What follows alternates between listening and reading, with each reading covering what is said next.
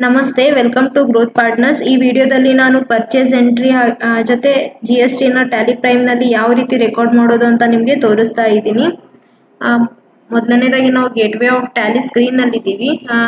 ಮೊದಲು ನಾವು GST option ನಾವು ಎನೇಬಲ್ ಮಾಡ್ಕೋಬೇಕಾಗತ್ತೆ. ಇಲ್ಲಿ ಯಾವ ರೀತಿ ಮಾಡೋದು ಅಂತ ನಿಮಗೆ ತೋರಿಸ್ತೀನಿ. ಕಂಪನಿ ಕಂಪನಿ ಹಾಗೆ ಇಲ್ಲಿ F11 ಫೀಚರ್ಸ್ ನ ಕ್ಲಿಕ್ ಮಾಡಿಕೊಂಡು ಇಲ್ಲಿ ಟ್ಯಾಕ್ಸೇಷನ್ ಅಂತ ಸೆಕ್ಷನ್ ನಲ್ಲಿ GST ನ ಎಸ್ ಮಾಡ್ಕೋಬೇಕು. ಹಾಗೆ ಇಲ್ಲಿ ಕೇಳಿರುವಂತಹ GST ಡೀಟೇಲ್ಸ್ ನ ನಾವು ಎನೇಬಲ್ ಮಾಡ್ಕೋಬೇಕಾಗತ್ತೆ. ಈ ಇನ್ವಾಯ್ಸ್ ಅಪ್ಲಿಕೇಬಲ್, ಇವೆ ಬಿಲ್ ಅಪ್ಲಿಕೇಬಲ್, ಇದನ್ನೆಲ್ಲಾನು ನಾವು ಹಾಗೆ ಸ್ಟೇಟ್, ಇಲ್ಲಿ GST ನಂಬರ್ ಎಲ್ಲವನ್ನು ನಾವು ಸೆಟ್ ಮಾಡಿಕೊಂಡು ಕಂಟ್ರೋಲ್ A ಮಾಡಿ ಸೇವ್ ಮಾಡಬೇಕು. ಇವಾಗ ಕಂಟ್ರೋಲ್ A ಸೇವ್.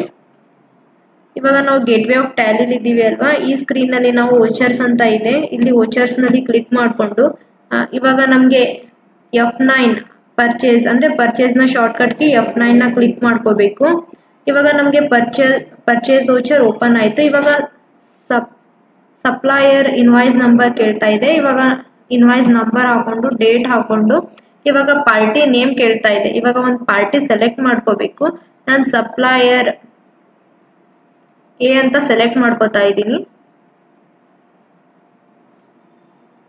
ಇಲ್ಲಿ ಕಂಟ್ರೋಲ್ A ಮಾಡಿ ಸೇವ್ ಮಾಡಬೇಕು.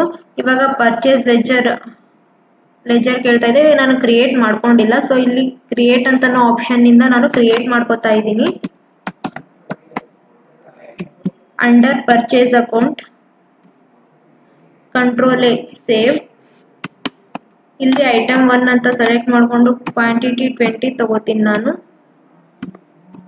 1000 ರೂಪೀಸ್. ಇಲ್ಲಿ ಇನ್ಪುಟ್ CGST ಹಾಗೆ ಇನ್ಪುಟ್ SGST ನ ಸೆಲೆಕ್ಟ್ ಮಾಡಿಕೊಂಡು ಎಂಟರ್ ಮಾಡಬೇಕು. ಇಲ್ಲಿ ನ್ಯೂ ರೆಫರೆನ್ಸ್ ಅಂತ ತಗೋತಾ ಇದ್ದೀನಿ ನಾನು.